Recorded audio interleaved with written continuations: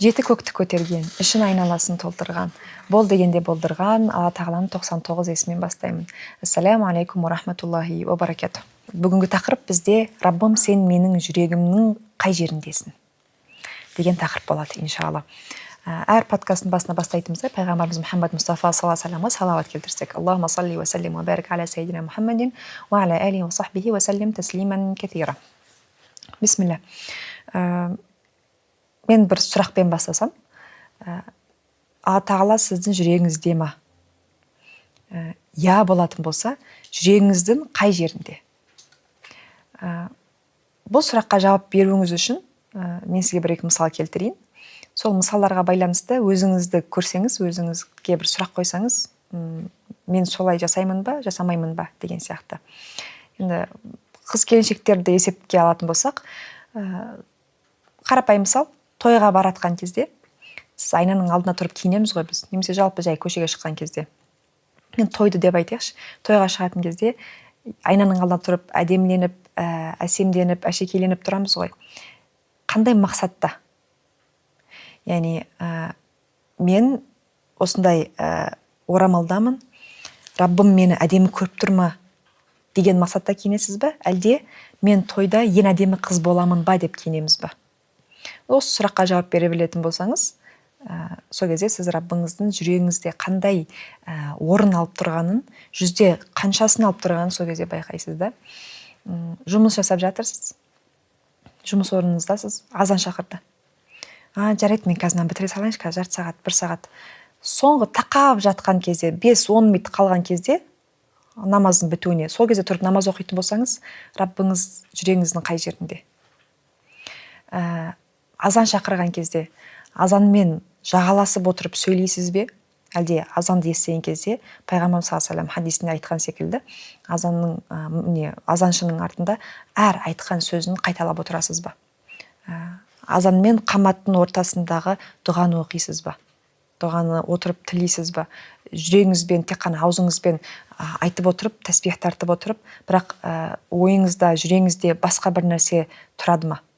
Сол кезде Алла тағала сіздің жүрегіңіздің қай жерінде деген осындай сұрақтардың жауаптарын білетін боласыз да. Тек қана қуанған кезде ғана есіңізге түсіресіз бе Алла тағаланы? Тек қана мұңайған кезде есіңізге түсіресіз бе? Бір қиыншылық болған кезде ғана есіңізге түсіресіз бе? Керек бір нәрсе керек болып тұрған кезде ғана есіңізге түсіп, Раббым, мен міне саған қол жайып ашып отырмын, менің дұғамды қабыл етші, маған осы керек деп айтып отырасыз ба? Мынау осы алдындағы Рамазан айындағы жасаған құлшылық ғибадаттарымызды есептейтін болсақ, кез келген жасайтын нәрсеңізді Алламен бірге жасау деген тақырыпты қозғадық қой. Яғни көлік айдап жатырсыз ба? Мен көлік айдап жатырмын, бірақ Раббыммен айдап жатырмын. Не деген сөз? Яғни сіздің әр секундыңызда, әр минутыңызда, әр сәтіңізде отырып Алла тағаланы зікір етіп отырсыз деген сөз. Ойыңыздан Алла тағаланың зікірі кетіп тұрған жоқ деген сөз. Бітіміз Алла тағаланы есіңізге алу деген сияқты. Ал негізі үлкен ғұламалардың, әулиелердің айтқан сөздер олай емес екен. Алла тағаланы ойыңыздан шығармау деп айту керек екен. Яғни сондай деңгейге жете білу керек екен. Біз айтамыз ғой, бүгін мен бір уақыт, бір сағат уақытымды күнделікті Құранға бөлемін. Бір сағат уақытымды зікірге бөлемін. Бүгін мен 1000 рет салауат айтамын деген сияқты. Ал негізі сіз, мен бүгін осынша ғана санай алдым. Білмеймін, мен көп айттым, бірақ санағаным осындай болды деп айтуымыз керек екенбіз. Мен Құранды күні бойы естіп жүрмін, ойымнан кетпейді бір аят, бір сүре. Міндетті түрде мынау 24 сағат бойы қалай жүрмін, күні бойы сол есімнен шықпай жатыр осы сүре, осы аят деп айтуымыз керек екен. Жоқ, мен міне бағана Құран оқыдым, қазір енді басқа жұмысын жасаймын деп айтпау керек екен. Енді бұл деңгейлер деп есептейтін болсақ, әр деңгейдің өзінің адамдары болады. Сол сіз қандай адамсыз, сіз қандай адам болсаңыз, деңгейіңіз сондайға қарай жарайды да сіздікі. Бір ғалым кісінің күшті бір сөзі бар, айтады. Тілдер дейді, жүректердің қасығы дейді. Яғни мынандай бір табақ болады, табақтың ішіндегі сіз тамақты қасықпен аласыз ғой, ожаумен, қасықпен, кесемен, бір нәрсемен, басқа бір ыдысқа құюыңыз үшін. Тура солай сіздің жүрегіңізде не бар? Тіліңіз соны айтып тұрады екен. Яғни сондай бір деңгейге жетеді екен адам, көп зікір айтқан сайын. Айтады ғой, мен зікір айтамын, бірақ сезінбеймін. немесе құран оқимын бірақ енді түсінбей оқимын. Кеше бізге ана кісі айтқан секілді, мен оқимын бірақ енді мағынасын түсінбей оқимын ғой, сол үшін менің деңгейім мұндай бір керемет емес шығар дейді да.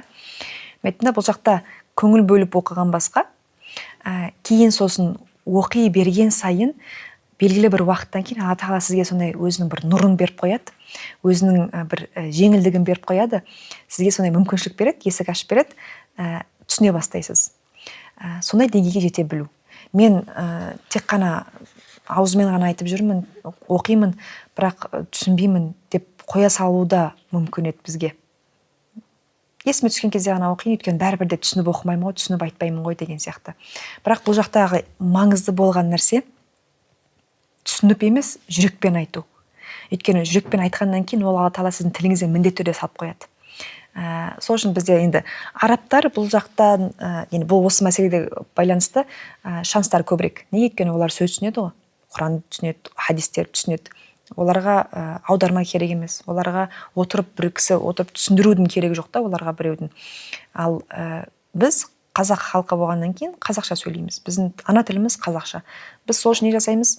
Сол тілді білетін адамдардан сабақ алуға тырысамыз.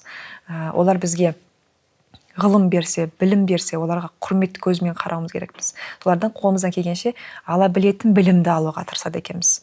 Алла тағала бізге сондай бір не беріп қояды, мүмкіншілік беріп қояды. Мінекей, мәндер, мен сендерге дайын беріп тұрмын дейді.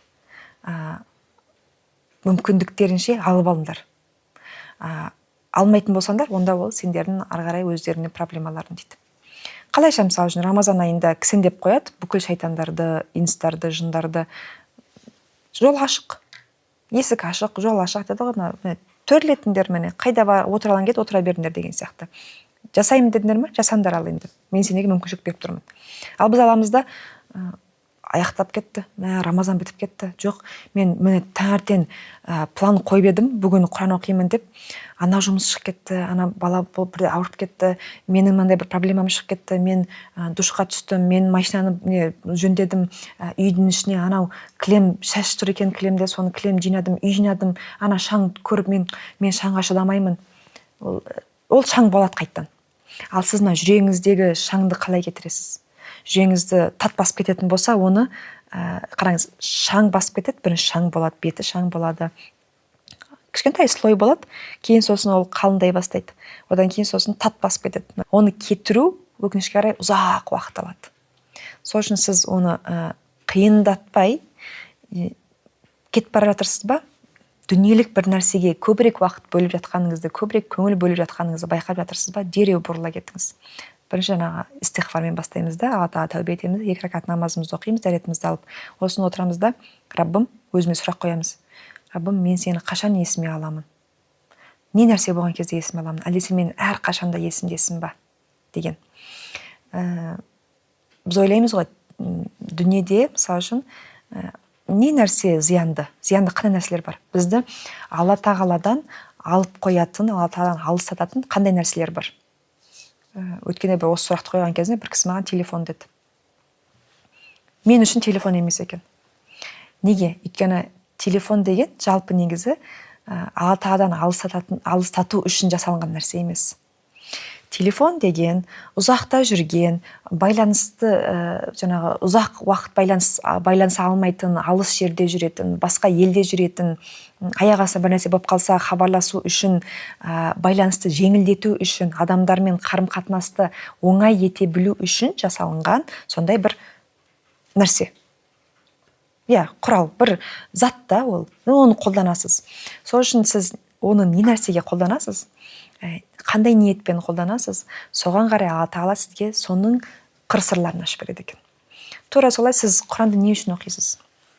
Раббым, сен айттың ғой, Құранды оқитын болсаң, саған қияметте шапағатшы болады, қабіріңді нұрландырады, адамдар сені көбірек жақсы көреді, менің аяттарымды көбірек білесің. И болды.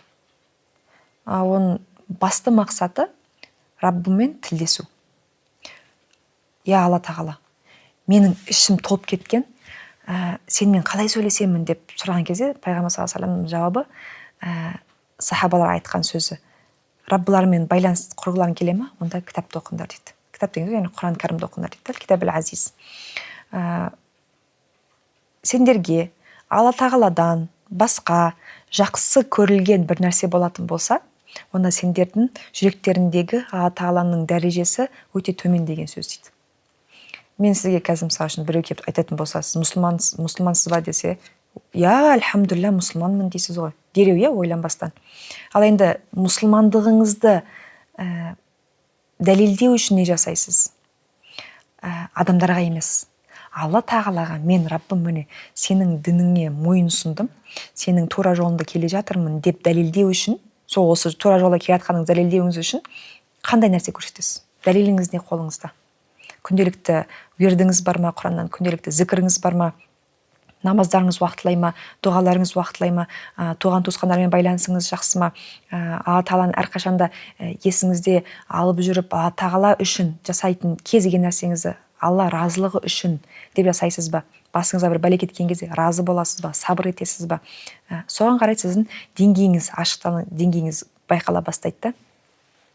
Құран кәрімде Алла тағала мындай бір аят бар, астағфиру билля, құл ин кана абаукум ва абнаукум дейді, яғни сендердің әке-шешелерің, балаларың, әйелдерің, байлықтарын, жұмыстарын Алла тағаладан жақсырақ болатын болса, хайырлы болатын болса, онда дейді сендердің Алла тағаладан, пайғамбарымыздан және жақсылық жасайтын амалдардан Алла тағала сендерді алыстап қойған дейді. Өйткені сондай бір ұзақ бір не деп айтады, қашықтық дей ма, араңызды ашып аласыз Алла тағаламен. Сондай бір жақындық сезінбейсіз. Жақындық сезінбегеннен кейін жасайтын құлшылығыңыздың қаншалықты маңызды екенін байқамайсыз. Мен парыздарды ғана айтып отырған жоқпын. Парыз бар, сүннет бар, мәндуб, мүстахаб болған амалдар бар. Керек болса, ұмытылған сүннет амалдар бар. Мысалы үшін, пайғамбарымыз саллаллаху алейхи вассалам бірде мешітте намаз оқиды. Мешітте намаз оқып бітіреді. Бір сахаба атып тұрып кетіп қалады екен. Пайғамбарымыз үндемейді. Қасына сахабаларға тек бір-ақ сөз айтады екен. Бір сөйлеммен осы мәселені точкасын қояды екен, нүктесін қояды екен. Былай айтқан екен пайғамбарымыз саллаллаху алейхи вассалам. Анау қайда асығып кетті? Алла тағаладан сұрайтын бір сұрағы жоқ па еді деп айтқан екен. Біз айтамыз ғой, Алла тағалаға жаңағы 5 парыздың біреуі намазды орындағаннан кейін құлдықта отырған сияқты, біреу сізді құлдықта ұстап отырған сияқты, намазда сәлем бергеннен кейін атып тұрып кет қалмаңыздар деп айтамыз. Отырыңыздар, тәсбихтарыңыздар тартыңыздар, зікірлеріңіз тартыңыз, дұға етіңіз. Қандай маңызды нәрсе. Намаздан кейін отырып дұға ету, тәсбих тарту, Алла тағалаға қолыңызды ашып жалбарынуыңыз. Демек, асығып кетудің, өйткені ол кезде мысалы үшін ол кісінің жұмысы бар болған болуы мүмкін, үйінің ішіне бір проблемасы болған болуы мүмкін, бала шағасы, жолдасына мысалы үшін. Бірақ Алла тағаладан маңыздырақ болмау керек деген пайғамбарымыз бізге көрсетеді.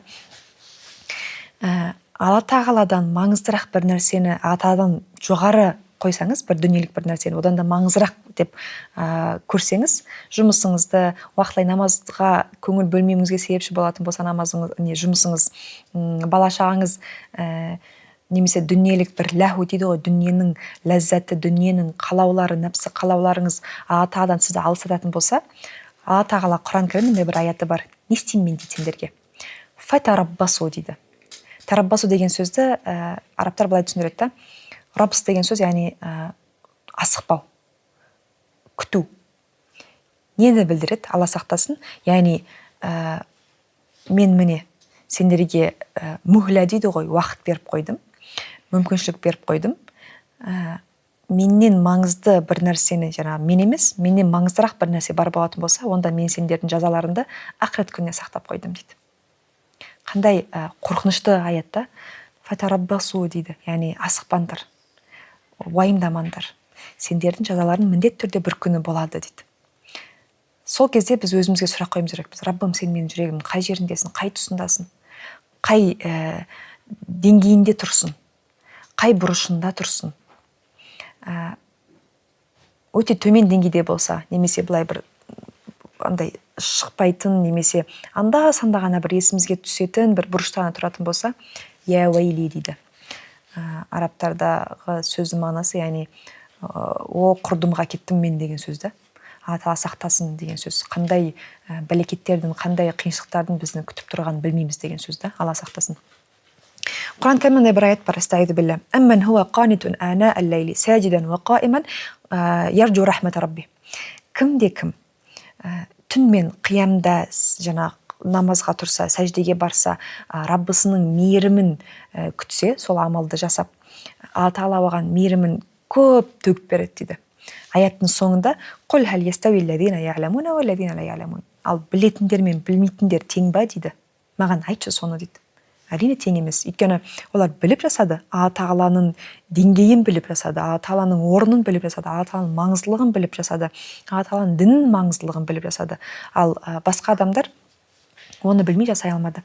Қандай маңызды екен, өте қауіпті деңгейде тұрған білмей, дүниеде жасайтын амалдары ақыретте сол үшін құтқарылатын бір жол екенін байқамай, білмей, түсінбей оларды жасаған жоқ дейді. Алла сақтасын. Анау шараф дегенді қазақша намыс деп айттым мен бағана, иә.